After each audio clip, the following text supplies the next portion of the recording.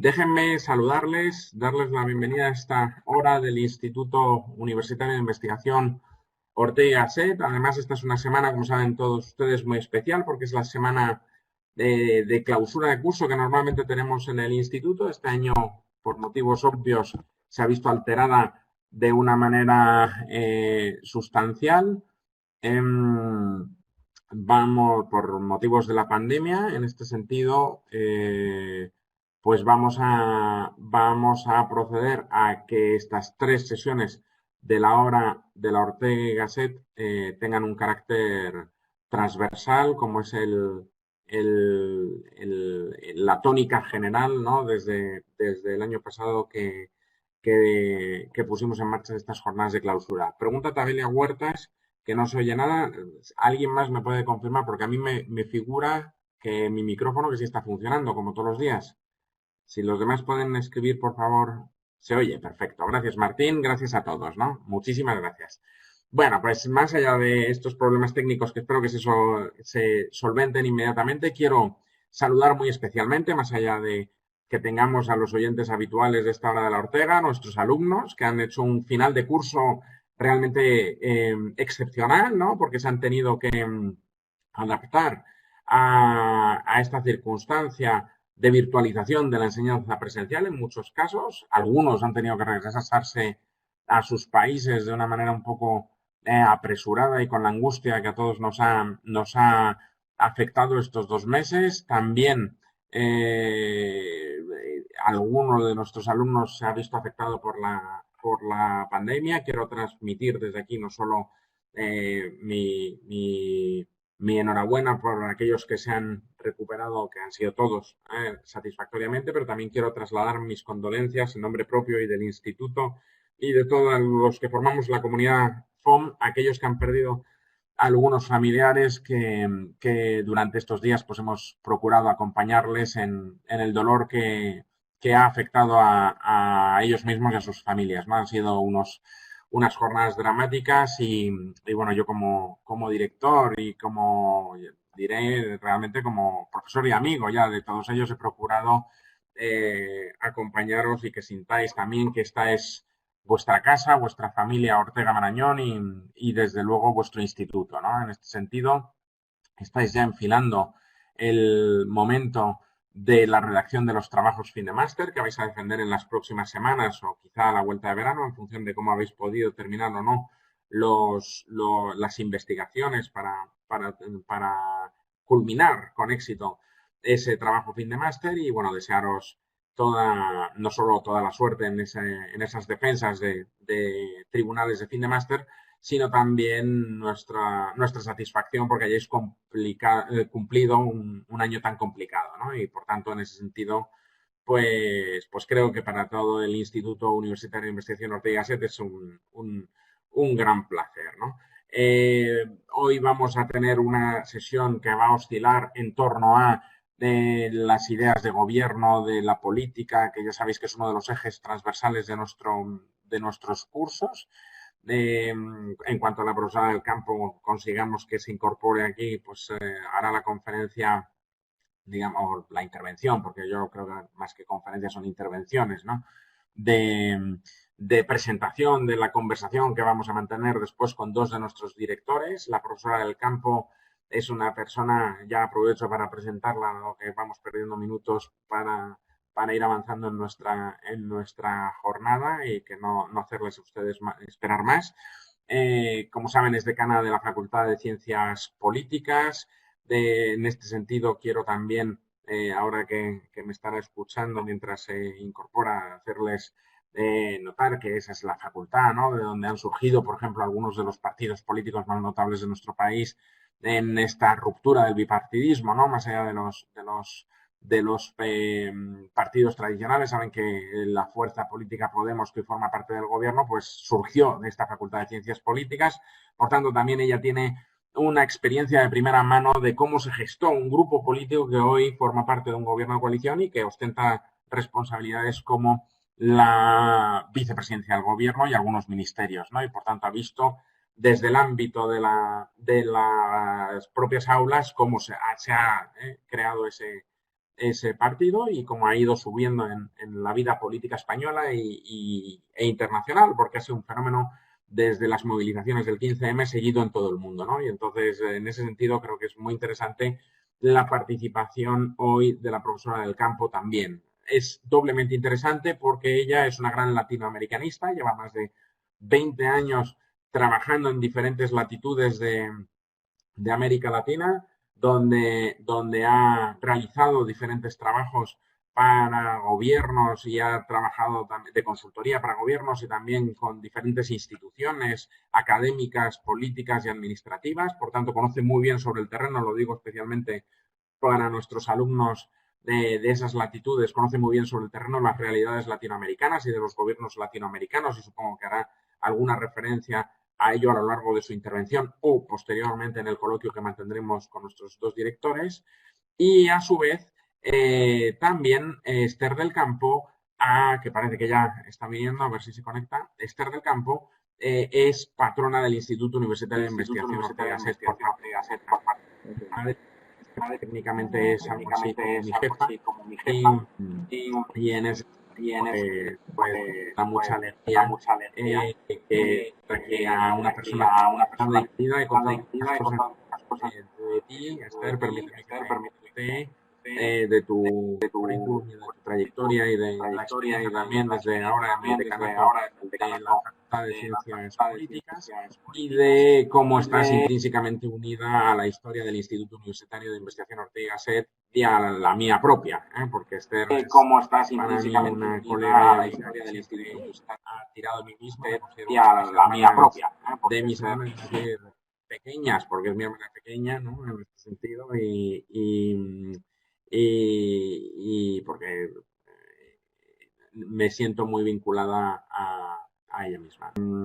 Si les parece, voy a presentar también a nuestros dos intervinientes, perdón, que ya no sé lo que digo con tanto apoyón, intervinientes de después y así damos un poco de agilidad a la sesión porque ya acumulamos 25 minutos de retraso. Bueno, como decía, Esther del Campo es alguien muy querida en la casa y por tanto creo que todos ustedes la conocen. He terminado la presentación. Las dos personas que nos acompañan para mantener el coloquio con todos ustedes después por la tarde son dos personas también muy vinculadas a nosotros porque el profesor Ruano, que es profesor también de la Facultad de Ciencias Políticas de la Complutense, es el director del Máster de Gobierno y Administración Pública, que es bueno, uno de nuestros buques insignias en el instituto. Como saben, este máster lleva varios años entre los 5 primeros mejor valorados de su segmento en diferentes rankings, como el que, por ejemplo, destaca el diario El Mundo, siempre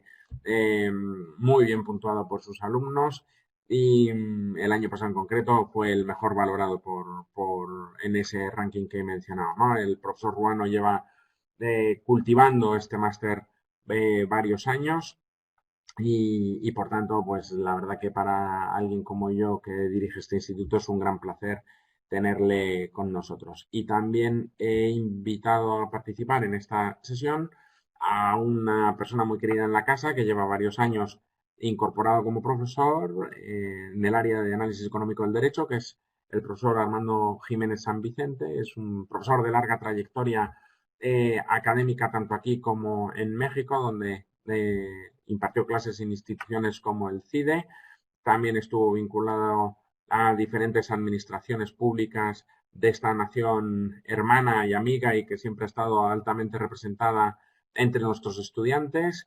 Y en estos últimos años, aparte de seguir con sus clases en el máster de análisis económico del derecho, pues está terminando de preparar un máster título propio que vamos a lanzar el año que viene sobre Global Politics con una institución que él acaba de poner en marcha que se llama Saint Michel MBA European School, ¿no?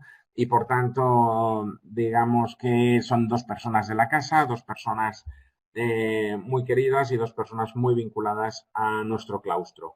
Quisiera, en lo que recuperamos a la profesora del campo, también señalar cómo esta idea de la hora de la Ortega es una idea donde lo que procuramos es dar continuidad a los miércoles de la Ortega y Gasset, ¿no?, que teníamos en el instituto durante este año académico, donde se unían todos los alumnos del Instituto Universitario de Investigación Ortega y Gasset los miércoles por la tarde para hacer, a propósito de una conferencia de un invitado, hacer intercambio de opiniones y digamos, hacer honor, ¿no?, a la ambición interdisciplinar que inspira nuestro instituto. Ya saben que es el Instituto Universitario de Investigación Ortega y Gasset, pero la fundación es Ortega Marañón, y dentro del Instituto Ortega y Gasset tenemos el Instituto Marañón, que se ocupa de Humanidades y Ciencias de la Salud, que será quien dedicaremos la sesión del jueves con la participación del profesor Fins y algunos directores y profesores del máster de bioética clínica que tenemos en el instituto, y por tanto, digamos, esta semana de clausura queremos hacer honor a esa visión transversal. Veo que nuestro técnico nos cuenta que está teniendo problemas de conexión en el domicilio la profesora del campo. Vamos a ver si logran rescatarla, y si no, lo que haremos es plantear un coloquio con los dos directores de nuestro máster y bueno, mantengamos una conversación entre todos nosotros. Vamos a darle 3 minutos más a ver si conseguimos rescatar a la profesora del campo. Denos un segundo, quedarían todos los intervinientes presentados, y por tanto, en cuanto a la profesora del campo se incorpore, pues empezamos directamente con su conferencia y con la intervención de la profesora del campo. Denme un segundo a ver si consigo rescatar a Esther. Del directo, si les parece, vamos a hacer lo que sigue. Invito a los profesores Ruano y Jiménez San Vicente, a Armando y a José Manuel, que se incorporen, y voy a organizar una conversación a 3. Vamos a cambiar el formato, puesto que ya son las 5:30 y tampoco podemos estar esperando aquí mucho más, ¿no?, porque están todos ustedes desde hace un rato esperando. Así que Armando y José Manuel, a ver si os podemos ver. Perfecto, aquí está. Ya siento los imponderables del directo. Ya, José Manuel, aquí estamos. Bueno, pues si os parece, no sé si habíais planteado, creo que Armando quería plantear una serie de iniciativas a propósito de, según me había comentado, de una serie de noticias que nos estaban apareciendo estos últimos días en relación con la política internacional. Y si os parece, a propósito de eso, abro el juego, el debate y la conversación con nuestros alumnos y amigos que nos continúan. Invito también al profesor García Vega, si quiere incorporarse, que trabaja con José Manuel Ruano en el máster de Gobierno y Administración Pública, y ya tiraremos de Esther del Campo en algún otro momento, a ver si conseguimos que recupere su conexión. Pero mientras tanto, si quieres, Armando, abre tú el fuego, dado que estás últimamente en este ámbito por motivos de este máster en Global Politics que vamos a lanzar conjuntamente en este área. Tuya es la palabra, Armando.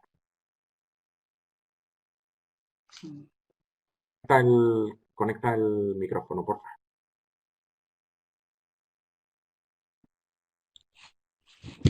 Muchas gracias, Antonio. Bienvenidos a todos a esta reunión de interacción sobre la política después del COVID, qué implicaciones tiene. Y a mí me gustaría destacar 2 puntos.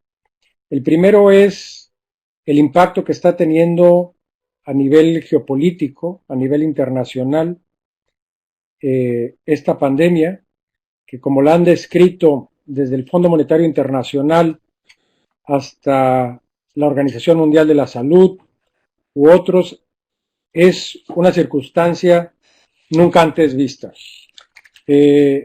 tanto por su dimensión como por sus implicaciones. Me recuerda mucho el libro del Cisne Negro de Nassim Taleb, y esta idea de que, aunque fue una pandemia por muchos años anunciada, comentada por Bill Gates, por otros personajes del mundo de la política, de la filantropía, de manera importante. Pareciera que descubrió el mundo el potencial de daño que ésta tiene ahora que se ha ceñido sobre una gran parte de la población mundial.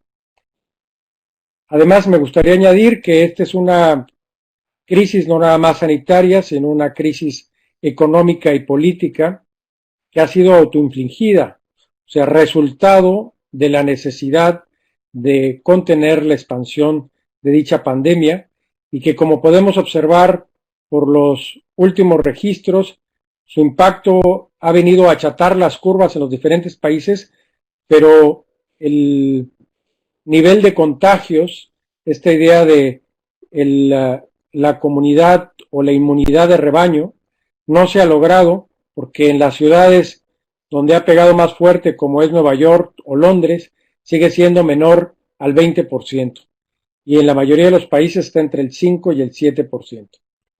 Por un lado está esta parte geopolítica y por otro lado está el impacto que ha tenido directamente en los gobiernos locales. En la parte global podemos decir que ha habido un cambio y se discute un cambio en la hegemonía norteamericana que de alguna manera se ha desentendido de muchos de los temas que antes lo caracterizaron al gobierno americano por su apoyo y corresponsabilidad en la atención de estos problemas. Vemos el efecto que tuvo en China como gran proveedor del mundo, como la gran fábrica mundial, y cuál ha sido también su rol en esta lucha comercial que ya enfrentaba con los Estados Unidos. Vemos algunos estudios, por ejemplo, del Economist o de la Universidad de Oxford, donde se está dando un viraje hacia el autoritarismo. Muchos de estos países que han implementado medidas para contener la expansión del virus han sido calificados como autoritarios o medidas más allá de sus facultades constitucionales. Vemos también un impacto negativo. Creo que ya está la maestra. Entonces, perdonen, por favor, discúlpenme, pero yo no sé qué pasa. Tengo que decir, había comenzado antes a decir que yo soy analógica y José Manuel, que es compañero de departamento, lo sabe, pero que estamos haciendo todos un esfuerzo enorme, conectándome en Zoom, en el Collaborate, en el Meet, en el no sé qué, y hoy era mi primera experiencia con el Adobe Connect y no ha sido buena, ¿eh?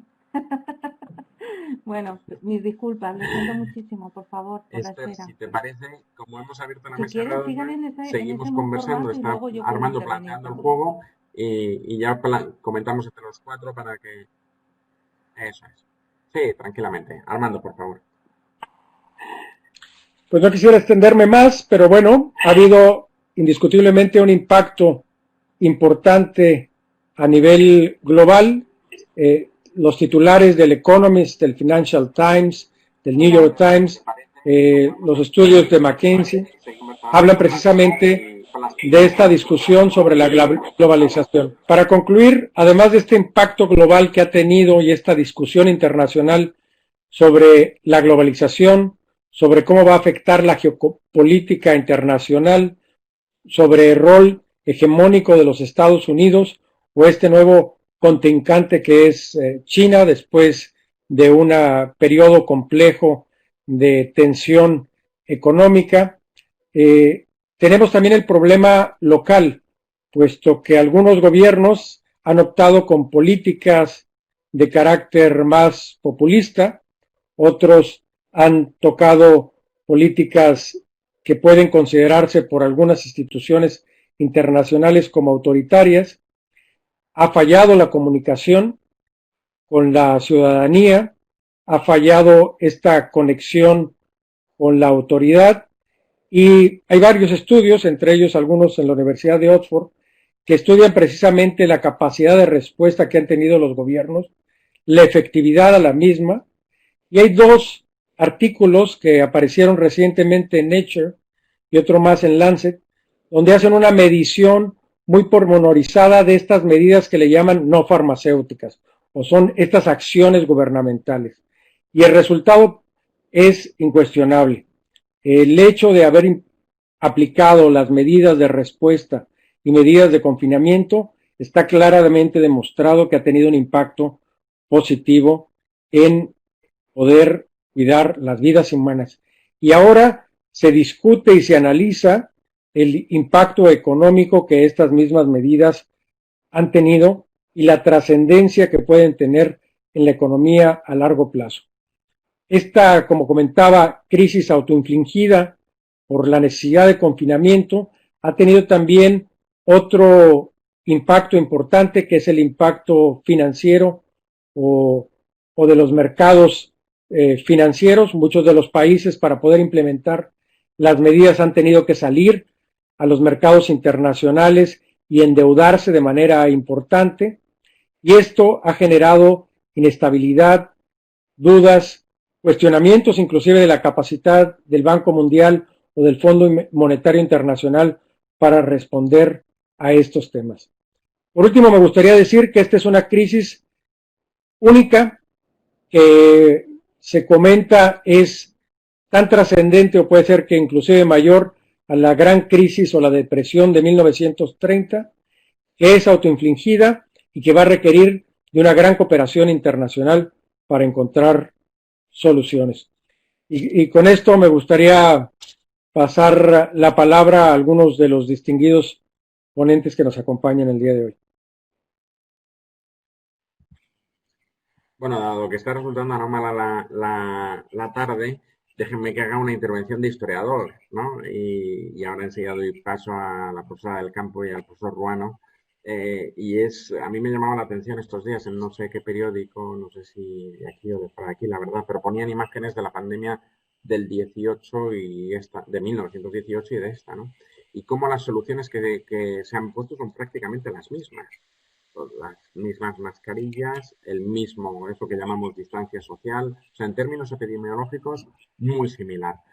Por cierto, que en aquella pandemia hubo 3 oleadas, hasta donde yo recuerdo, y que es verdad que no tuvo una incidencia, digamos, o que, mejor dicho, que tuvo una incidencia sobreseída sobre el desastre de la Primera Guerra Mundial y esos primeros años 20 que fueron muy complicados, como sabemos, en la economía internacional, especialmente para Alemania, como todo el mundo sabe, por las cláusulas de las deudas, ¿no? de las reparaciones de guerra, mejor dicho, porque las deudas eran las que los vencedores tenían contraídas con los Estados Unidos y que generó aquella tensión económica en los primeros años 20 que duraría sobre todo hasta los planes Dawes-Jones, ¿no?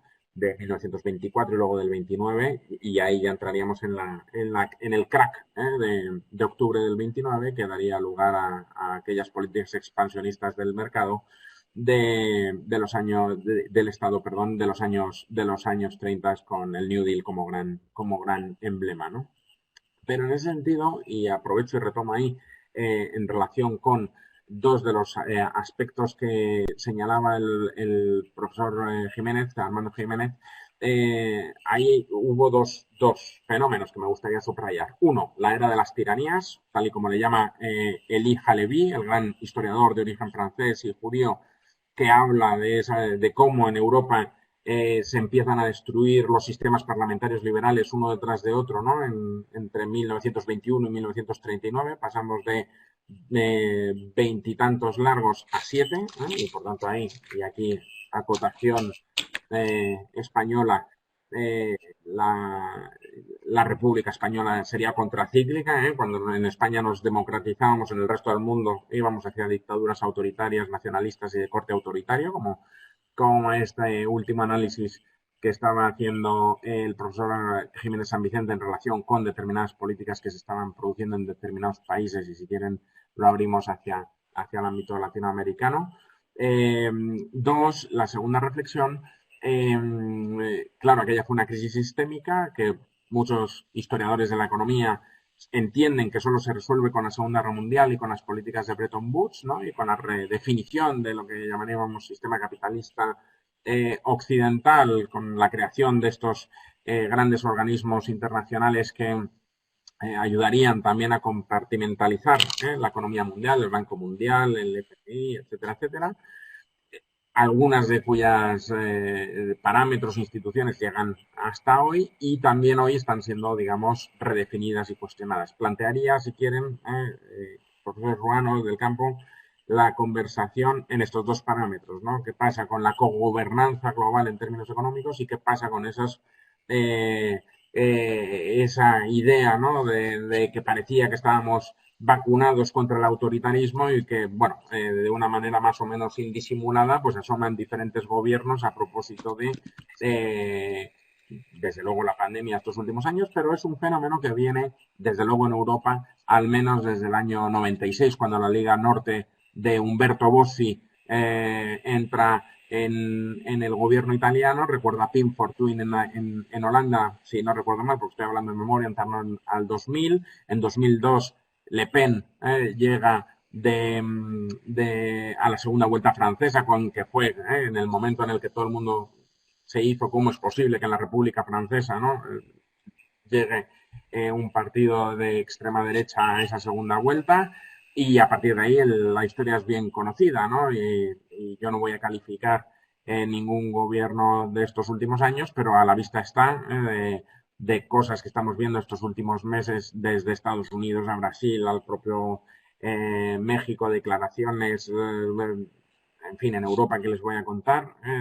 Me gustaría que planteáramos el ámbito de discusión, si os parece, en torno, primero, para lanzar el balón a rodar, a estos dos parámetros: autoritarismo sí, no y en qué medida, y redefinición de cogobernanza global.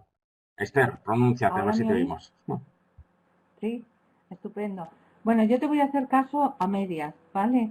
Porque había preparado una pequeña intervención, pero tiene mucho que ver con lo que estabas planteando, Antonio. De hecho, yo me planteaba esta conferencia como Gobernando el futuro, crisis, incertidumbre y gestión pública. Efectivamente, como decías ahora, nos encontramos ante un problema global que tiene características globales, pero que sin embargo, y lo decía muy bien Armando, tiene respuestas particulares. Y entre muchas de estas respuestas lo que nos damos cuenta es que hay una enorme falta de coordinación entre administraciones públicas. Y luego hay otro aspecto que me gustaría tocar, que creo que he descubierto en estos días y que me parece muy relevante, que es el sometimiento o la relación tan peculiar que se ha establecido entre el conocimiento científico y aquellos decisores políticos que son los que toman finalmente las decisiones. Fijaros que podríamos decir, y citando un poco a autores clásicos como Foucault o como Roberto Espósito, que podríamos elaborar una hipótesis en el sentido de que cómo construye la comunidad su soberanía política y cómo afrontará esa comunidad, de acuerdo, las epidemias que puedan venir. Esto tiene relación con lo que estás planteando. Efectivamente, las democracias construyen de una determinada manera su comunidad y, por lo tanto, afrontan de otra manera también la respuesta a la crisis, a las pandemias, mientras que los regímenes autoritarios, que lógicamente reducen extremadamente las libertades públicas y los derechos individuales, pues tienen otra forma distinta para afrontar las pandemias. De hecho, como decía Derrida, el virus en el fondo es el extranjero, el otro, el extraño, y todas las comunidades políticas, ¿de acuerdo?, se plantean la lucha contra ese extraño. El mismo Espósito hacía una relación interesante entre los dos conceptos. Decía que comunidad e inmunidad compartían una misma raíz, munus, en latín, que es el atributo que alguien debía pagar por vivir o formar parte de una comunidad.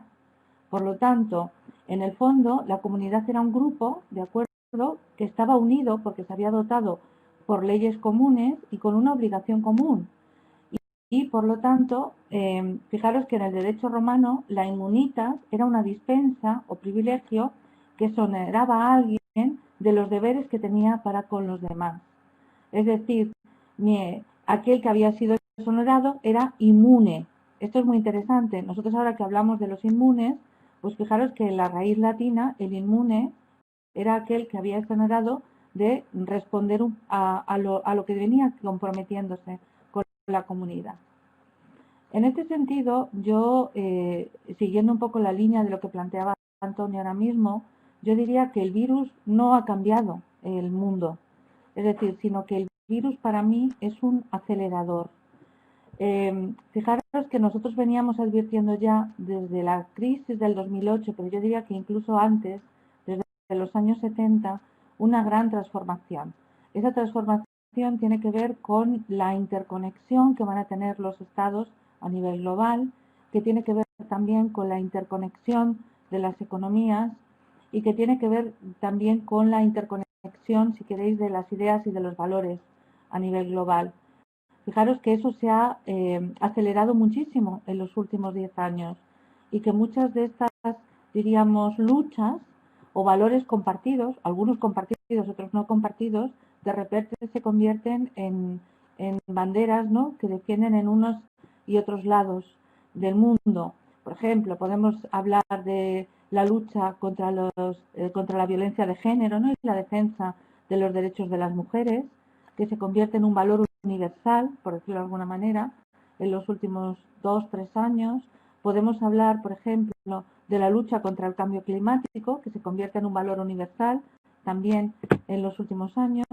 O, por ejemplo, en estos días estamos asistiendo, de acuerdo, a la lucha contra el racismo, ¿no?, en defensa de la igualdad de los seres humanos. Bueno, pues esto, diríamos, son valores universales que tienen que ver con esas transformaciones que que ha sucedido en el mundo más contemporáneo.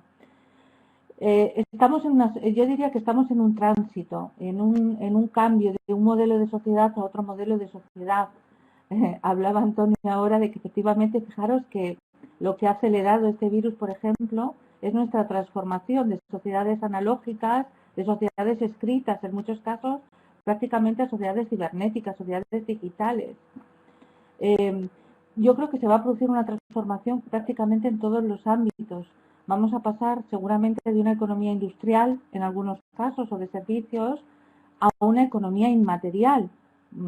O podemos pasar, fijaros, de una forma de control mucho más disciplinario, ¿de acuerdo?, a otras formas de control que tienen que ver, fijaros, con la importancia que están cobrando mecanismos cibernéticos o mediáticos también para el control social, lo cual puede implicar, lógicamente, como se ha señalado en algunos ámbitos también, un cierto autoritarismo, como planteaba Antonio. Pero, lógicamente, también creo que estos cambios pueden tener algo positivo.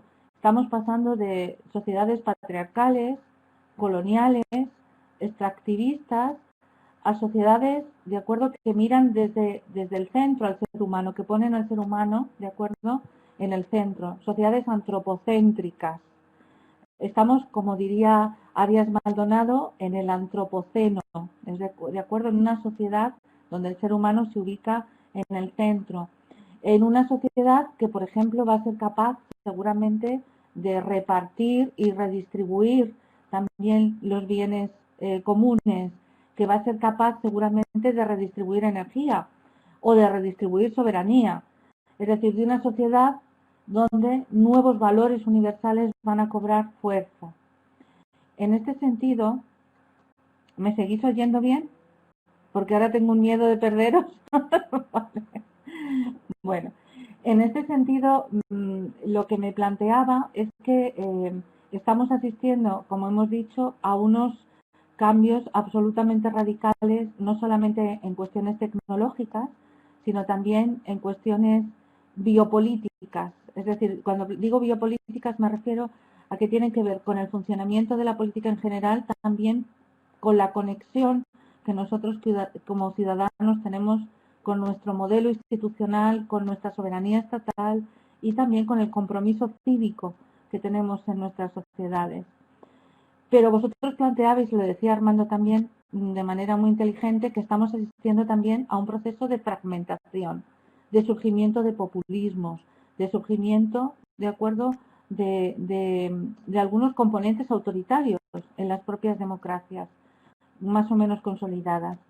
Fijaros que estas nuevas fronteras hace que realmente, de acuerdo, lo que hace el COVID con estas nuevas fronteras es acelerar un proceso Es decir, lleva incluso la frontera del territorio estatal a la frontera del cuerpo individual. ¿Qué quiere decir con esto?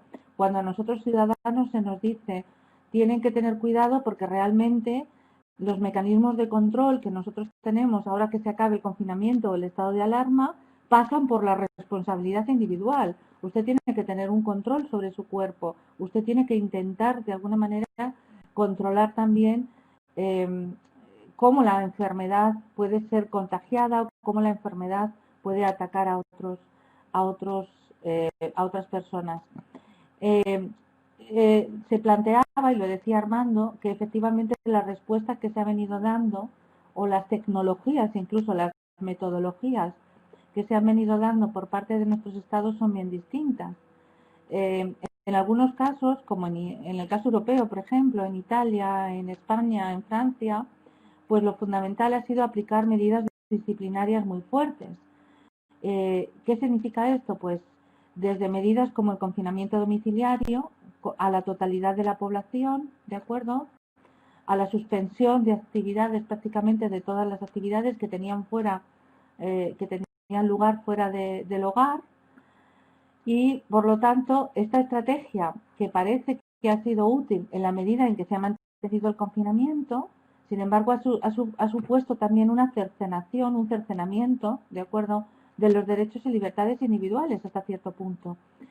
Y también ha supuesto, y esto es discutible, pero seguramente en el caso español, una recentralización muy fuerte de las medidas por parte del gobierno del Estado.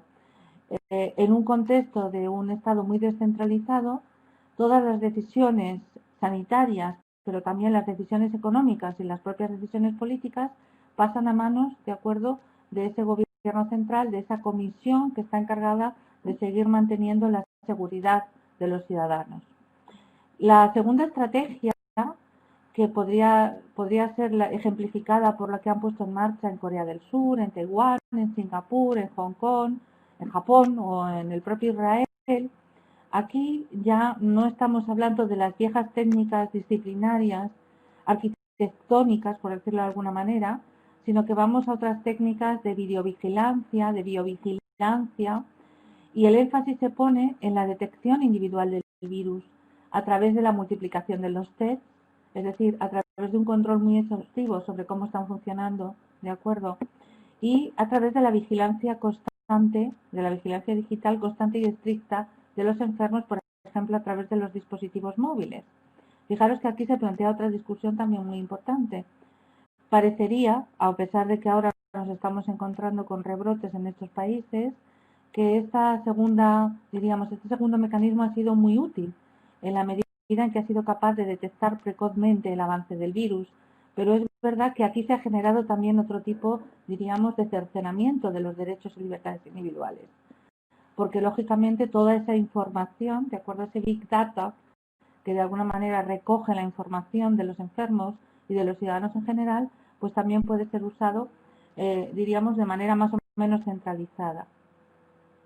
Fijaros que en ese contexto de confinamiento se produce también una desviación o un tránsito, ¿de acuerdo?, de dónde se encuentra, si queréis, el centro, ¿no?, de producción o el centro de consumo, o como dirían algunos autores antropólogos, el centro de control biopolítico, porque ya no son las instituciones tradicionales del hospital, la fábrica, la prisión, el colegio o la universidad, sino que ahora nos encontramos con que es el domicilio personal donde se concentran realmente los mecanismos de control.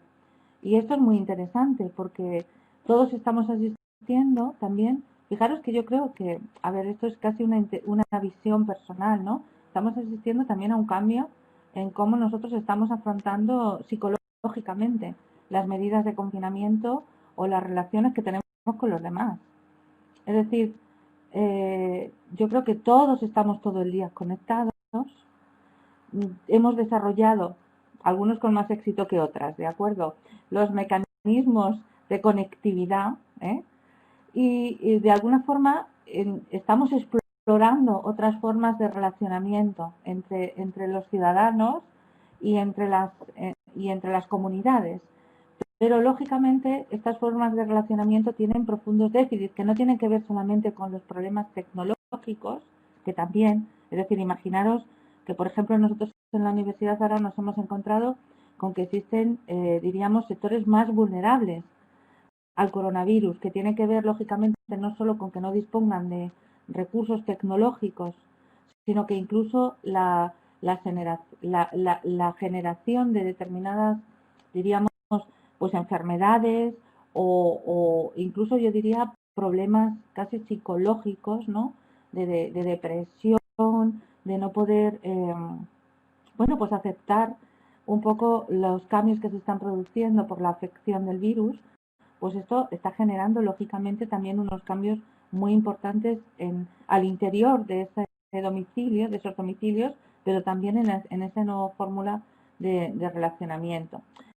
Pero fijaros, hay una cosa que también es muy importante, y lo pongo casi como ejemplo y espero que os reáis porque no sé si os pasa lo mismo. Como estoy todo el día en casa y conectada, me he convertido en la receptora de los paquetes de Amazon que encarga mi hijo. Entonces todos los días recibo uno, esta mañana ha sido uno, pero normalmente entre 1 y 2 paquetes de Amazon diarios, ¿de acuerdo?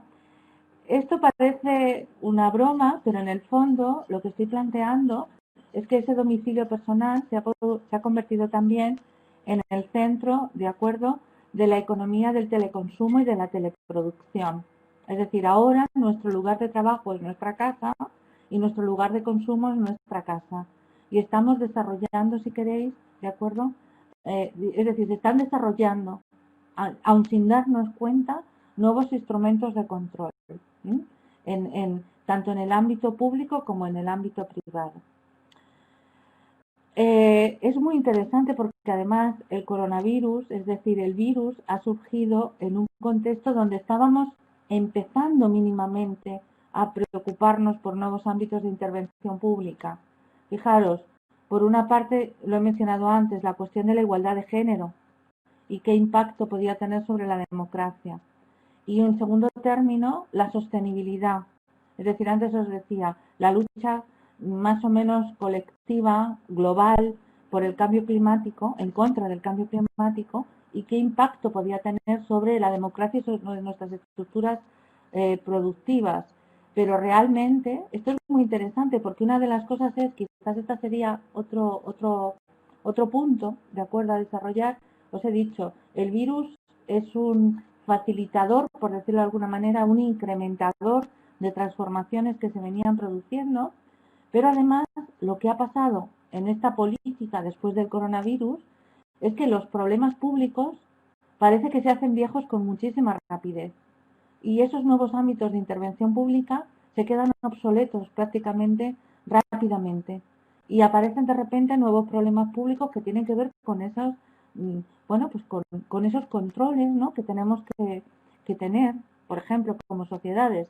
En nuestro ámbito, pues ahora mismo la preocupación ya no es tanto por cómo vivimos en el contexto más inmediato, sino cómo nos planteamos, por ejemplo, la universidad en el curso 2021. Pero claro, yo me preguntaba, ¿y cómo podemos compaginar las urgencias de este presente que tienen que ver con la lucha contra el virus con el futuro de las nuevas generaciones? Es decir, porque claro, las decisiones que pueden tomar los responsables políticos, ¿de acuerdo?, muchas veces son decisiones que tienen que intentar promediar a veces, y nosotros lo estamos viendo ahora, porque estamos en una discusión en el caso español sobre si se adoptaron las decisiones con suficiente prontitud, es decir, si cuando se decreta el estado de alarma el 14 de marzo es el momento adecuado o teníamos ya indicios o tenían los representantes políticos y los decisores políticos indicios a finales de enero de que realmente el impacto que iba a tener el virus sobre nuestra sociedad iba a ser mayor. Claro, aquí es muy difícil, vuelvo a decirlo, porque los ciudadanos lo que pedimos son resultados a corto plazo.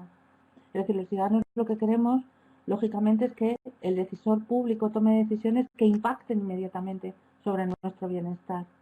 Pero, sin embargo, las decisiones públicas tienen diferentes horizontes y lo que hay que hacer es repensar ese horizonte temporal, identificando prioridades o intentando alcanzar soluciones más o menos participadas a problemas de medio y largo plazo, porque los intereses cortoplacistas son muy potentes, eso lo estamos viendo también, pero seguramente, diríamos, esas necesidades comunitarias son más de medio plazo. El peso de la incertidumbre, es decir, el peso de qué va a pasar después, porque parecería que estamos volviendo a una cierta normalidad. Es verdad que la situación es muy diferente en el mundo, es decir, los países asiáticos parecería que han vuelto a una normalidad, Europa está regresando en este momento, ahora mismo la afectación del virus en el caso latinoamericano es muy importante y las respuestas políticas también están siendo muy divergentes por parte de los países. Algunos fueron más precavidos, por ejemplo, yo creo que el caso de Costa Rica, el caso de Uruguay, la propia Argentina, que tomaron medidas antes para el confinamiento. Otros realmente creo que faltaron capacidades institucionales, políticas institucionales, para poder abordar la lucha contra el virus, como el caso pues, de Perú, lo estamos viendo, bueno, por supuesto el caso de Brasil, pero el caso de Brasil tiene unas características, yo diría, diferenciadoras, porque ahí asistimos también a un conflicto político muy importante entre el presidente y los gobernadores, entre el presidente y el resto de los partidos. Bueno, el peso de la incertidumbre, quiero decir, realmente es enorme. Es decir, realmente no sabemos cuáles van a ser las consecuencias a medio y largo plazo que va a tener, diríamos, el coronavirus. No solamente sobre las estructuras productivas, no solamente sobre las instituciones políticas, sino también incluso sobre la propia sociedad civil globalizada. Es decir, fijaros que hay un elemento que pasa a primer plano, y es que si hemos considerado la igualdad entre hombres y mujeres o la igualdad entre seres humanos como un bien común, como un bien público, o hemos intentado llegar a considerar, de acuerdo, el cambio climático, es decir, la lucha contra el cambio climático como un bien común, ahora parece que la salud se puede convertir también en un bien común.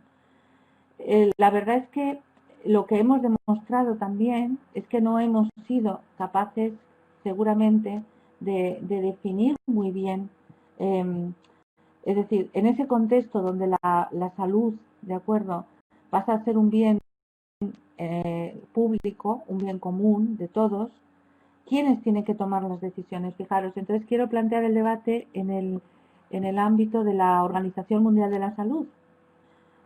¿Ha sido efectiva realmente las decisiones que ha tomado la OMS? ¿O nos encontramos ante una organización internacional que está sometida también a fuertes presiones? Nosotros hemos visto cómo el gobierno de Trump ha decidido no seguir financiando a la OMS, a fuertes presiones internacionales. ¿Qué relación hay entre lo político y lo técnico? ¿Quién toma las decisiones o quién debe tomarlas? Es decir, ¿quién las está tomando realmente o quién debe tomarlas? Fijaros que nosotros en estos días hemos asistido también a la apertura, de acuerdo, de un juicio por el tema de la manifestación del 8 de marzo. Y si fueron condicionantes políticos los que determinaron que algunos elementos técnicos, sanitarios, que se habían venido levantando en ese contexto no fueran determinantes. ¿Y qué percepción tenemos los ciudadanos de cómo se están justificando las decisiones? Fijaros que la percepción de los ciudadanos es muy negativa.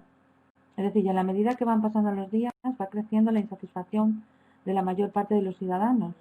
No solamente porque haya habido más afectados, es decir, porque haya más enfermos, no solamente porque haya habido más muertos, sino también porque uno tiene la sensación de que las decisiones se están tomando, ¿de acuerdo?, con criterios muy poco eficientes técnicamente y eficientes socialmente, ¿de acuerdo? Ese sería un poco el planteamiento. En resumidas cuentas, no sé si te he hecho caso, Antonio, creo que me he ido por otro lado, pero es que era un poco lo que yo había venido planteando, ¿de acuerdo?, para poder conversar con vosotros esta tarde. Pero bueno, sí que creo que realmente la política va a ser profundamente afectada por el virus, en el sentido, y ya lo hemos dicho antes, de que las democracias van a tener que hacer transformaciones a su interior para intentar generar otro tipo de mecanismos de control, de acuerdo, de coordinación, por ejemplo, entre aquello que llamaríamos aspectos más técnicos y aspectos más políticos de las propias administraciones, pero que realmente, fijaros, voy a decir una cosa que no sé si sabéis, pero me parece interesante, porque me sigue preocupando esta cuestión técnica. Nosotros ahora mismo, en el caso español, tenemos dos ministerios, el Ministerio de Universidades, ¿de acuerdo? Y el Ministerio de Ciencia e Innovación, ¿no? Lo interesante de esto es que antes era un ministerio y al producirse la segmentación política en dos... alto y nítido. Ha sido un auténtico placer. Pero sigue habiendo retorno. Tienes que cortar el micrófono cuando hacemos los demás, porque si no, nos vamos a oír en revival. Sí, muchas gracias, Antonio. Es un placer estar con todos ustedes, con Esther, con Armando, con Antonio, con todos los asistentes. Y bueno, las intervenciones tanto de Armando como de Esther, la verdad es que bueno, pues hay muchas derivadas, la verdad, muy, muy interesantes. Empezando por el paralelismo que comenzó estableciendo Antonio con la situación actual y la mal llamada gripe española, ¿no? de entreguerras, ¿no? Y claro, cuando hablaba Antonio me estaba acordando de la famosa frase marxiana del 18 Brumario de Luis Bonaparte, ¿no? Donde se decía que la historia se repetía, ocurría dos veces, ¿no? Primero como tragedia y segundo como farsa, ¿no? Claro, esto lo enlazo un poco con la afirmación de Esther del coronavirus como acelerador, ¿no? Claro, es interesante este aspecto porque efectivamente la historia se ha repetido, no como farsa, sino como una nueva tragedia, ¿no? Que supone posiblemente muchos cambios, ¿no? a nivel mundial. Y nos decía Esther que el virus puede ser un acelerador. A mí me preocupa que sea un acelerador hacia el pasado, ¿no? Porque precisamente de ese paralelismo de entreguerras parecen surgir viejos fantasmas, ¿no? del pasado, como es el repliegue nacionalista, ¿no? en muchas partes del mundo, la apuesta por el proteccionismo, el ascenso de populismos de derecha y de izquierda, y parece que una nueva forma de guerra fría, ¿no? entre Estados Unidos y China, ¿no? probablemente en los próximos años. Y eso nos lleva un poco a ciertas dicotomías, ¿no? A plantearnos esas dicotomías entre democracias y regímenes autoritarios o democracias y democracias que parecen serlo, ¿no? Porque algunos llaman democracias iliberales, ¿no? Porque contienen ciertos elementos autoritarios. No olvidemos que más de la cuarta parte de la población mundial, en torno al 30%, viven en estados autoritarios. Nos plantea también otra dicotomía, que es la dicotomía tradicional entre seguridad y libertad, ¿no? En este caso se invoca la seguridad sanitaria para limitar la libertad individual y la dicotomía entre nacionalismo y globalización, ¿no? Y esto tiene también mucho que ver con la primera intervención de Armando cuando cuando hacía referencia al replanteamiento del papel de Estados Unidos, ¿no? en el mundo. Y yo añadiría algo más, ¿no? Que sería el cuestionamiento, ¿no? quizá paradójico, de las pocas instituciones, digamos, de gobernanza multilateral, ¿no? que existen en el mundo, ¿no? por parte, en buena medida, por Estados Unidos, ¿no? Me estoy refiriendo pues, al veto al Tribunal de Arbitraje de la Organización Mundial de Comercio, el cuestionamiento de las directrices de la Organización Mundial de la Salud, el cuestionamiento de la Corte Penal Internacional, el abandono del Acuerdo de París, ¿no? Es decir, son elementos que a mí me parecen, digamos, de repliegue proteccionista o nacionalista en un contexto, digamos, que paradójicamente exige, ¿no? exige instituciones de gobernanza global, ¿no?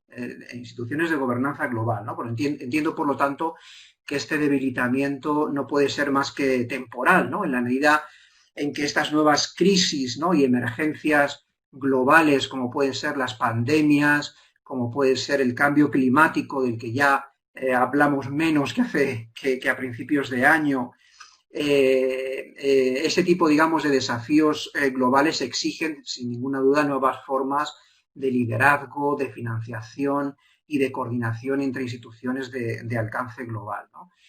Eso por una parte. Por otra parte, sí, me preocupa mucho el recurso al miedo también, ¿no? El recurso al miedo ha sido siempre una herramienta en manos de todos los regímenes totalitarios, ¿no? en la historia, pero también lo ha sido de estados liberales, ¿no? Recientemente todos tenemos en la cabeza el miedo a las armas de destrucción masiva y la guerra de Irak, ¿no? Tenemos en la cabeza el miedo a la inmigración, ¿no? Que despiertan ciertos partidos políticos, el miedo a la inseguridad, el miedo incluso nos ha invocado recientemente al golpe de Estado. Ese tipo, digamos, de invocaciones, digamos, al miedo es realmente preocupante, ¿no? Ese uso intensivo del miedo y del odio en el discurso político, yo creo que es una novedad, y es una novedad en el sentido en que uno empieza a ver a los gobiernos, ¿no? Cómo se comportan de distinta manera, como si no fueran gobiernos realmente, como si fuesen partidos de la oposición. Bueno, esos son algunos elementos, digamos, de inicio que me sugieren vuestras intervenciones. Tengo algunas anotaciones más que tienen que ver quizá con el distinto tipo o distinto grado de intensidad, digamos, de la crisis sanitaria en distintas regiones del mundo, en el sentido de que ha aplazado, ¿no?, algunas crisis, desde luego, sin ninguna duda, en Oriente Próximo, todas las revueltas contra los gobiernos en Oriente Próximo han quedado simplemente aplazadas en el tiempo, aunque ya se han reiniciado en Líbano, ¿no?, como hemos visto estos últimos años, y sin ninguna duda tendrá un efecto muy, muy especial en Latinoamérica, ¿no?, como bien saben mejor que yo Armando y Esther, en esta región en la que la red sanitaria probablemente es más débil que en Europa, donde probablemente las instituciones públicas sean más débiles o los sistemas fiscales quizá más ineficaces, ¿no? A ese respecto, únicamente me gustaría mencionar pues, el caso de Venezuela, donde a la crisis política y económica se le suma ahora esta tremenda crisis sanitaria, o la suspensión reciente del referéndum constitucional en Chile o de las elecciones en Bolivia, ¿no? Y es interesante ver cómo el coronavirus ha congelado algunos de estos conflictos, ¿no?, en la región latinoamericana. Nada más de momento. Bueno, en cuanto llegan las primeras preguntas, que no sé qué les pasa hoy a nuestros participantes, que normalmente son muy activos y se ve que los hemos intimidado con nuestro leve retraso y con la catarata de ideas, ¿no?, que han surgido en la intervención de los profesores del campo Jiménez y Ruano, a los que quiero agradecer muy, muy cordial y íntimamente su intervención. Yo me voy a quedar, antes de plantear las primeras preguntas, con dos cuestiones que han salido aquí. Digo que también por llevar al ascua a mi sardina, ¿no? Por un lado, la relación de conocimiento científico y decisiones políticas. Leía el otro día no recuerdo qué periódico, disculpadme porque para esto soy un poco más desastre, pero sí recuerdo que era Henri Levy. Henri Levy hacía una reflexión a propósito de Foucault, precisamente, y cómo había visto ya en los años 80, no, de Bourdieu, cómo había visto ya en los años 80 cómo el médico y el científico alcanzaba un paradigma prácticamente de sacerdote, ¿no? En términos históricos, ese poder moral, ¿no?, del sacerdote al menos está a mediados del 19, luego sustituido por los abogados, si queremos, y inmediatamente después ingenieros y médicos, ¿no?, con esa autoridad moral sobre las sociedades civiles, en realidad, ¿no?, como profesiones que marcan a veces el diapasón, ¿no?, de la discusión pública. Y cómo en esta crisis se ha visto mucho, pues como el político se escuda detrás del médico y dice, no, pues nosotros tomamos decisiones, ¿no?, avaladas por los expertos. Y Henri Levy planteaba bueno, que él no estaba nada seguro de que eso fuera una buena decisión en términos de historia de la política o de los derechos civiles y ciudadanos o de cómo ha avanzado la historia de la democracia en los últimos 200 años, ¿no? Y me parece que más allá de la provocación, ¿no?, por utilizar un término coloquial, ¿no?, en una situación de contexto, sí tiene algo de fondo de cierto, ¿no?, de su reflexión, y me parecía muy, muy interesante que muchas veces, y la historia de la humanidad está plagada de estos ejemplos, no porque lo diga, en este caso un médico o un tal, eso se llena digamos, de verdad, si es que existe como tal en un contexto como el que nos encontramos en términos científicos a comienzos del siglo XXI. Y la otra cuestión, antes de empezar a relatar las preguntas que quisiera relatar, y que me ha encantado la referencia que ha hecho el profesor Ruano, porque es una de las cosas que yo creo que desde un punto de vista histórico, desde luego, tiene una mayor relevancia, es el miedo como factor histórico. Efectivamente, se ve muchísimo, el miedo es libre y el heroísmo no es exigible. Y esto es una reflexión que me parece que en coyunturas, desde luego, pandémicas como la que hemos vivido, pero también políticas, ¿no? Y hemos visto a lo largo del siglo XX algunos de los regímenes más terribles, pues el miedo ha llevado a que sociedades se encaminan hacia situaciones realmente terribles, seguramente de las más oscuras de la historia de la humanidad, y hemos tenido una amplísima reflexión y debate filosófico sobre ello, por citar algo que ha salido estos últimos días también en los periódicos, lo de Hannah Arendt y toda esa reflexión sobre los totalitarismos, ¿no? Bueno, qué papel juegan las sociedades ahí y el miedo es un factor realmente incontrolable.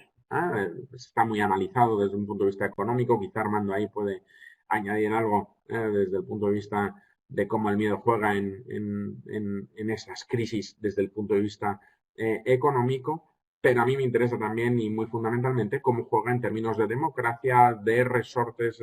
Vi estos días una película que me dejó muy impresionado, no la había visto, y era una película alemana sobre un hipotético regreso del Führer en 2014, ¿no? Parecía como que hubiera resucitado, se llama así, ha vuelto, y entonces era, en el fondo, todo el mundo se lo tomaba a chirigota, pero se retroalimentaba con las funciones de extrema derecha que ya estamos viendo emerger en buena parte de Europa y que azuzan miedos y digamos, chivos expiatorios como pueden ser los migrantes o sectores más desfavorecidos, al albur de mensajes xenófobos y racistas que encuentran en situaciones como esta y azuzados por ese miedo la gasolina que prende esa hoguera, ¿no? Entonces me parecen dos temas muy interesantes. No sé si queréis comentar algo a propósito de esto e inmediatamente empiezo a relatar las preguntas que nos plantean nuestros intervinientes, a quienes además animo a plantear todo lo que quieran.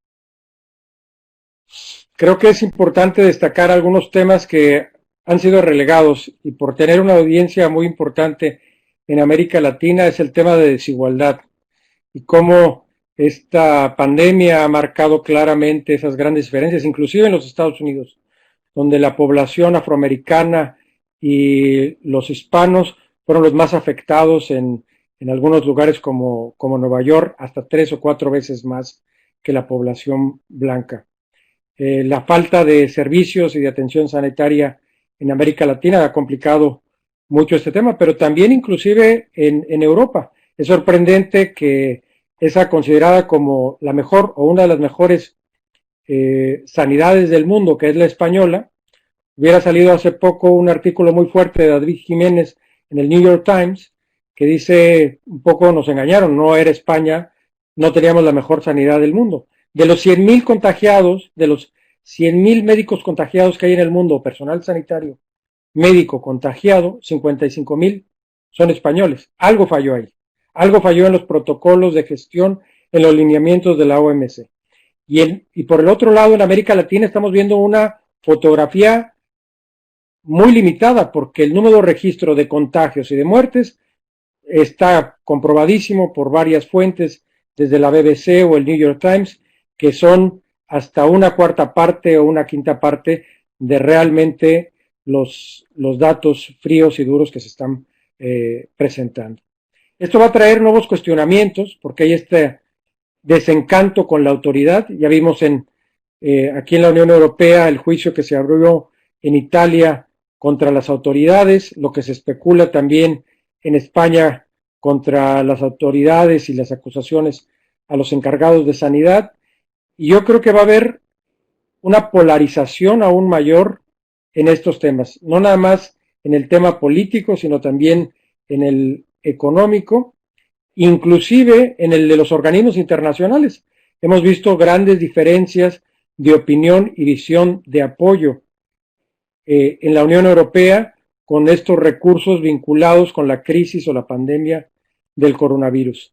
Estamos viendo, como bien comentaba María Esther, un aceleramiento de muchos de los grandes temas que estaban marcando este principio del siglo XXI, pero también está complicando en muchas esferas el mundo actual en que vivimos. Y lo más importante, como ella bien destacó en su intervención, hay una grandísima incertidumbre, porque todas son proyecciones y estimaciones. Me da gusto que ella sea muy optimista hacia dónde nos estamos dirigiendo y quiero compartir esa visión con ella, pero claro que hay grandes incertidumbres, grandes preocupaciones y temas que se encuentran ahí, que como también comentó José Manuel Urbano, algunos se han quedado petrificados o dormidos o congelados, pero aflorarán tan pronto como empecemos a regresar poco a poco a la normalidad. Inclusive, en términos emocionales y psicológicos, algunos se van a ver mucho más acentuados porque este confinamiento ha tenido un impacto muy importante en la psique, en la actitud de la ciudadanía. Y el mejor ejemplo de ello es el caso norteamericano con estos problemas de racismo y como pese a todas las medidas han salido exaltados con grandes pasiones las personas a las calles a protestar en contra de las autoridades policiales. Estamos viviendo tiempos de grande incertidumbre y muchos temas que requieren de discusión, de análisis, y uno de ellos fundamentales es cómo va a ser los nuevos sistemas de salud, cómo va a ser el bienestar y estos parámetros europeos de alto bienestar social después de que esta crisis. Me quedo con una referencia a Estados Unidos. El otro día, hablando con un académico neoyorquino, me decía cómo en la ciudad de Nueva York incluso el uso de la mascarilla ha tenido una traducción política, de manera que aquellos quienes usan la mascarilla se identifican con un perfil más bien demócrata o anti-Trump, en tanto que los que no la usan son más bien proclives al actual presidente norteamericano, con todo lo que eso conlleva desde un punto de vista de la salud pública, ¿no? Planteo las dos cuestiones. Sí, si me permites, Antonio, dos apuntes muy rápidos al respecto de lo que comentabais. Hasta ahora sabíamos que los populismos eran una amenaza a los sistemas democráticos, ahora sabemos también que son una amenaza para la salud. Es como ponen de manifiesto las cifras de afectados en Estados Unidos o en Brasil, ¿no? Por ejemplo. Por otra parte, yo creo que una de las grandes lecciones probablemente de la pandemia es la necesidad de reforzar la toma de decisiones políticas con el conocimiento técnico, ¿no? Esa antigua dicotomía, ¿no? entre el político y el tecnócrata, yo creo que ha quedado resuelta, ¿no? En problemas sanitarios globales, en problemas de cambio climático, en los desafíos de la digitalización, de la inteligencia artificial, de la neurotecnología, de la biotecnología en nuestras sociedades. Es indispensable incorporar el pensamiento científico, sin duda, a la decisión política, ¿no? Sobre todo en instituciones que hasta ahora han estado conformadas desde un punto de vista jurídico y económico, pero no tanto científico, ¿no? Y eso sí quizá pueda ser una buena vía para minimizar el cortoplacismo y la improvisación que ha caracterizado en muchos países europeos. Y pregunta, ¿cómo se pueden desenmascarar las denuncias contra medidas públicas o personajes públicos que parecen ser oportunismo político? Yo creo que la misma persona que hace la pregunta da la respuesta, ¿no? Es difícil, ¿no? De un poco desbrozar la información valiosa en un contexto, ¿no? En un contexto, digamos, de pugna política, de competición política, ¿no? Yo veo con mucha preocupación esto es lo que podríamos llamar una cacofonía de información, donde no hay un director de orquesta, donde la misma autoridad se ha visto relegada por bulos a veces de verdad sin ningún sentido ni principio científico, tecnológico o inclusive racional, y se va perdiendo la información que es vital, ese canal de comunicación y de confianza entre la autoridad y la ciudadanía para tomar las medidas y las acciones necesarias, precisamente porque hay muchísimo oportunismo económico, político, de impulsar agenda o simplemente de desinformar, que es otra pandemia que vivimos en nuestra actualidad y que está teniendo. Hay diferentes preguntas y observaciones sobre América Latina que singularizo en la observación de Deima Calvo. Dice, los políticos han aprovechado a resaltar su imagen en América Latina, por supuesto con fines electorales. ¿Ustedes visualizan algún escenario ante tanta incertidumbre? Pregunto a José Manuel y a Armando, y Esther retoma con su observación sobre la bioética, que te has quedado justo al principio, cuando hablabas con el profesor Vandrés y el profesor Herreros. Así que si quieren, primero contesta Esther. Porque me he vuelto ahí. No, lo que estaba comentando era que había un ejemplo que creo que nos está preocupando a todos estos días. Si recordáis, es el tratamiento sanitario que recibían los mayores, ¿de acuerdo?, en nuestros hospitales. O las decisiones que se tomaron de no aceptar enfermos mayores de las residencias de ancianos para seguir determinado tipo de tratamiento, fundamentalmente los ingresos en la UCI. Bueno, pues eso es una discusión que no se plantea únicamente ahora, porque todos los hospitales tenían protocolos al respecto. Pero lo que se plantea ahora primero es, además el profesor Benjamín Herrero tiene un artículo publicado sobre esto recientemente, ¿de acuerdo? Lo que se está planteando ahora es decir, qué consecuencias tiene ese comportamiento ético o qué consecuencias éticas tiene ese comportamiento médico, por decirlo de alguna manera. Y también debemos plantearnos entonces quiénes deben tomar la decisión, porque fijaros, es decir, imaginemos que nosotros pudiéramos permitir, ¿de acuerdo?, que uno tomara la decisión de morir cuando quisiera. ¿Esa es una decisión individual? ¿Es una decisión técnica? ¿O podría ser una decisión política? Imaginemos que nosotros tuviéramos la posibilidad de vivir 150 años, fijaros, y que finalmente tuviéramos un deterioro físico muy importante. Esta es una decisión, es decir, aquí tiene que haber otro tipo de conexión entre el conocimiento técnico, ¿de acuerdo?, y los decisores políticos. Porque realmente los unos precisan del conocimiento técnico para tomar decisiones, pero los otros están tomando decisiones, ¿de acuerdo?, y no están de alguna manera siendo responsables políticamente por esas decisiones. Por lo tanto, creo que en realidad ahí tiene que producirse una sinergia. Ese es el argumento, ¿de acuerdo?, que me planteaba el profesor Fernando Vandrés en un determinado momento. Pues siendo de América Latina, veo con mucha preocupación, como comentaba Betty Vera en los comentarios en el chat, la nueva normalidad yo creo que va a tener todo menos de normalidad y apenas empezamos a ver las consecuencias. En algunos países los estímulos fiscales, los apoyos al empleo y a las pequeñas empresas ayudaron a paliar estos 2 meses más críticos, pero como vemos en todas las estadísticas, en América Latina está creciendo de manera exponencial el virus, con efectos gravísimos, tanto económicos como sociales.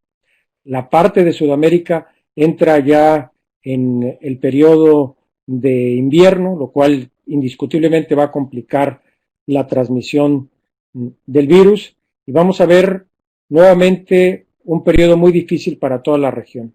Si en los 80 fue la década perdida, en esta nueva etapa del siglo XXI podemos ver también graves consecuencias. Los mercados están temerosos, ha salido una gran cantidad de dinero de la zona, es por eso de la caída tan precipitada del valor de las monedas.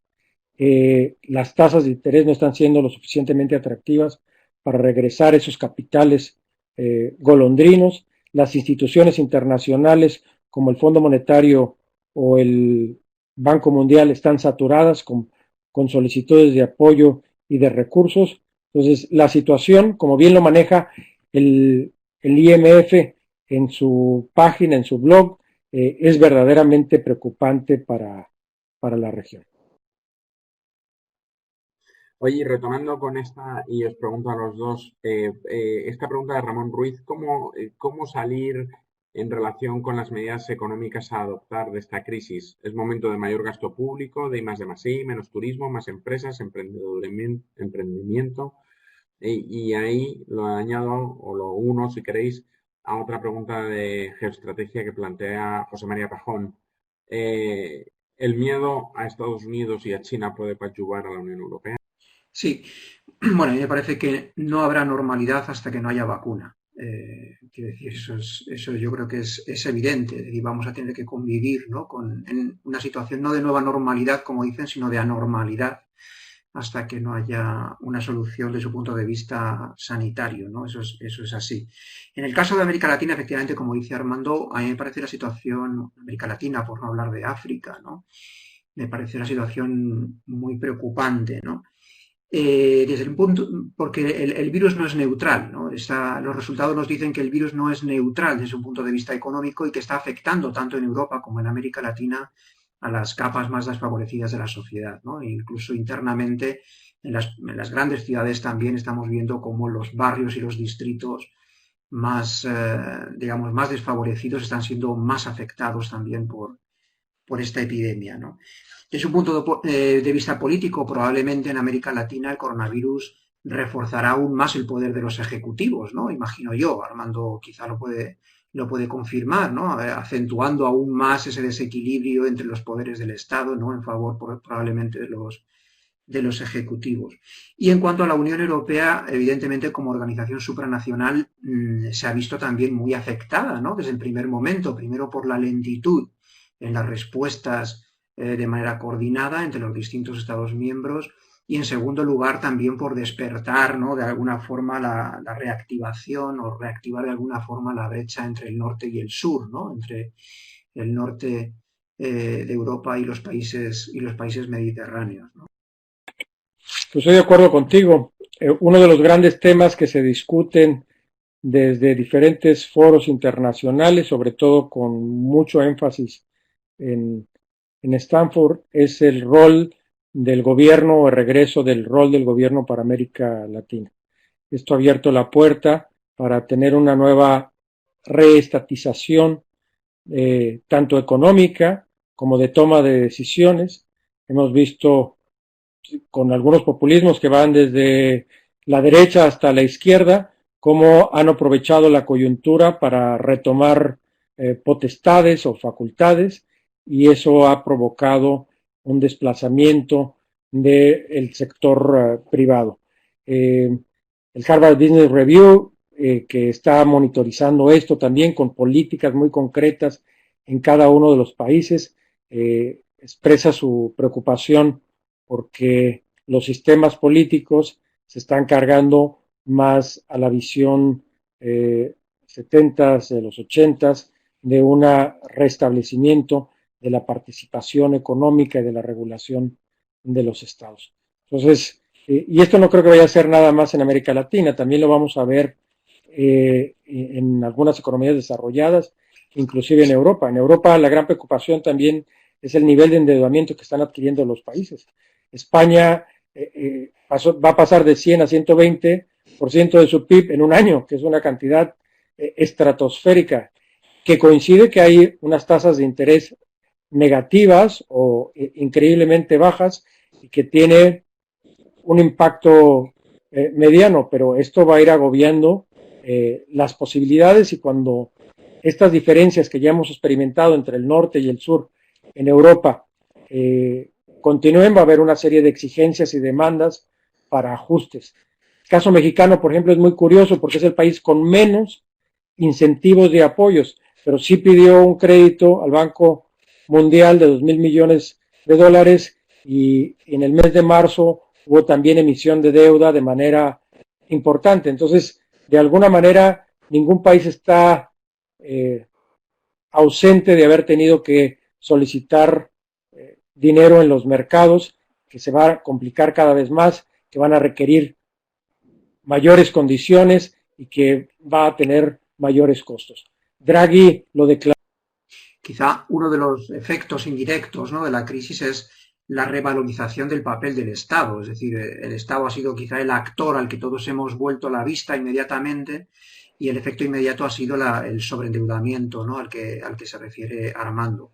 No olvidemos, no obstante, claro, que el principal prestamista mundial es China, ¿no? Es decir, es el gran prestamista, el gran tenedor de deuda soberana de tanto de Estados Unidos como de la mayor parte de los países occidentales. Sí, solamente añadiría algo a lo que ha comentado usted, y es que si algo nos demuestra esta crisis es que los gobiernos temen a la información, ¿no?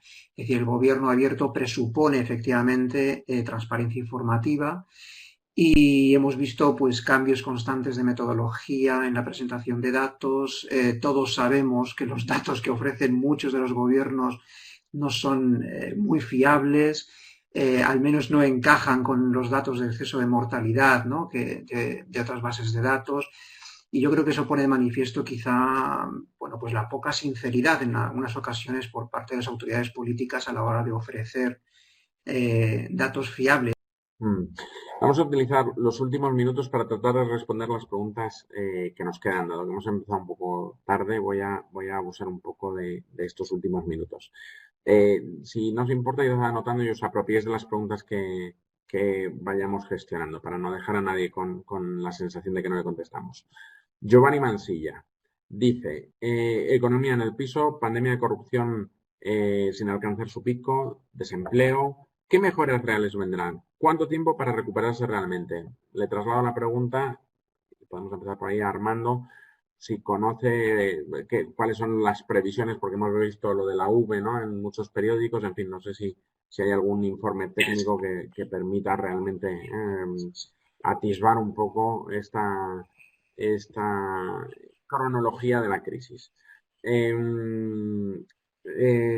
A ver, Roberto Peguero pregunta, ¿cuáles cambios se perfilan en el modelo de cooperación internacional al desarrollo? Quizá, Esther, puedas decir algo al respecto. Luego todo el mundo contesta que sí, que se escucha muy bien a la profesora del campo, lo cual es para todos un gusto.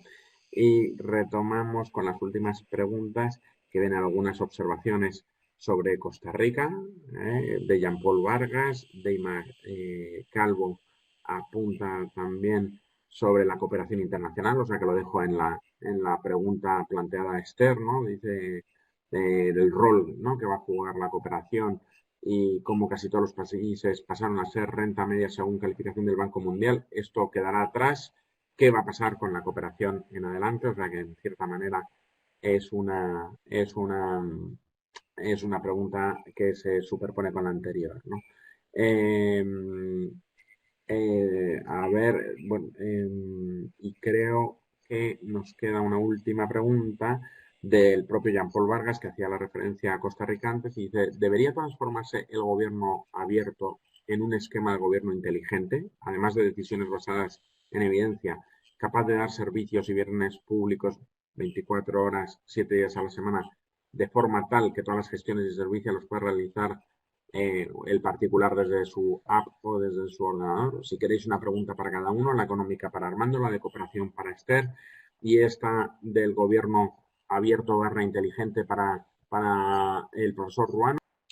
Bueno, el tema de la recuperación es un tema que también genera mucha incertidumbre. El Fondo Monetario Internacional estableció hace unos días que iba a durar posiblemente hasta 3 años. El día 24 de junio hacen unas nuevas estimaciones y las estimaciones son a la baja, o sea que son todavía un poco más preocupantes. Esta posibilidad de la recuperación en B es muy poco probable para la mayoría de los países, inclusive Estados Unidos, que es el que tiene mayor capacidad de compra y capacidad para regresar o reactivar la economía de manera importante.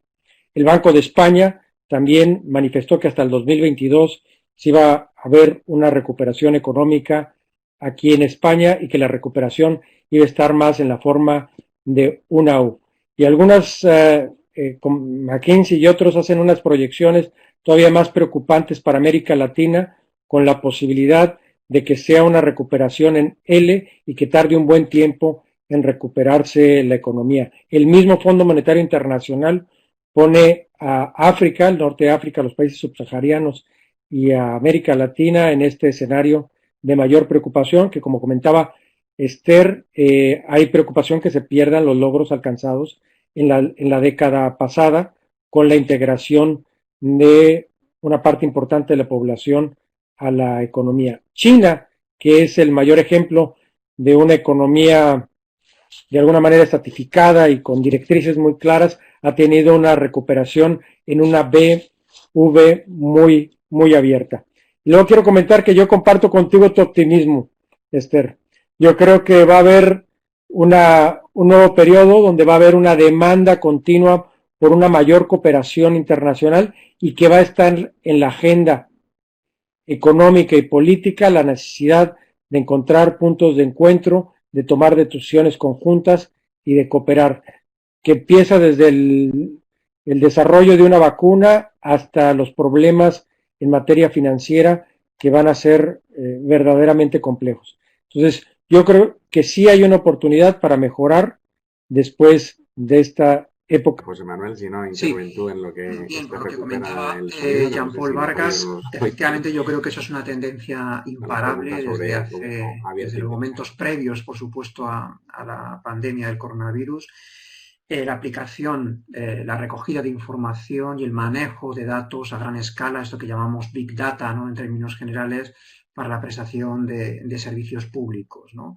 En definitiva, son los nuevos desafíos de la digitalización y de la aplicación de la inteligencia artificial en la prestación de servicios públicos, que ofrecen nuevas soluciones, pero que al mismo tiempo nos abre la puerta a grandes interrogantes y a grandes amenazas, ¿no? Amenazas que tienen que ver con el sesgo de los algoritmos en la toma de decisiones, amenazas que tienen que ver con la brecha digital de poblaciones vulneradas, ya no tanto vulnerables, sino vulneradas, amenazas a la privacidad, por supuesto, y aspectos no resueltos todavía, como son todos aquellos que tienen que ver con la propiedad de los datos, el manejo de los datos y la responsabilidad de los distintos actores en el manejo de Big Data, ¿no? Pero sin ninguna duda, y coincidiendo con lo que dice Jean-Paul, yo creo que la apuesta, ¿no?, por la Big Data es algo imparable desde hace ya algunos años en el diseño de servicios y en la prestación de servicios. Pues nada, lo dejaremos aquí. Yo quisiera terminar dándoos las gracias a todos, a los intervinientes por el esfuerzo y a los asistentes por la paciencia y esta hora de la Ortega que ha sido tan, digamos, anómala pero tan estimulante por otra parte, ¿eh? Yo creo que ha resultado un seminario de clausura que a mí me da mucho gusto, tanto porque estamos aquí con el digamos, el máster que lleva la bandera de gobierno en el instituto y el director del nuevo máster en Global Politics que vamos a poner en marcha y por tanto creo que todo el mundo se da cuenta del músculo que tiene este instituto en estas áreas y la verdad que pese al desafío técnico y a las complicaciones que tiene la profesora del campo en su domicilio con la conexión a internet, pues bueno, creo que hemos podido disfrutar todos de una hora, que son dos, de manera extraordinaria, de la Ortega Gasset, realmente fascinante. Muchísimas gracias.